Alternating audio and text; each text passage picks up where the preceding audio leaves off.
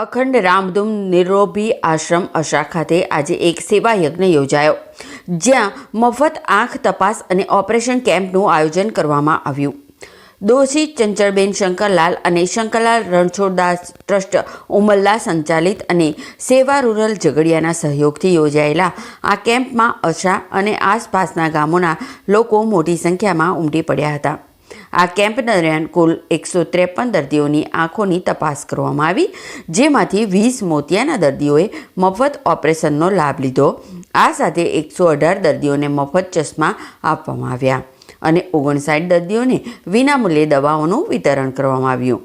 Trust દ્વારા દર વર્ષે 4 મફત કેમ્પો યોજવામાં આવે છે, જેમાં ઝઘડિયા તાલુકાની જનતા બહોળા પ્રમાણમાં લાભ લે છે.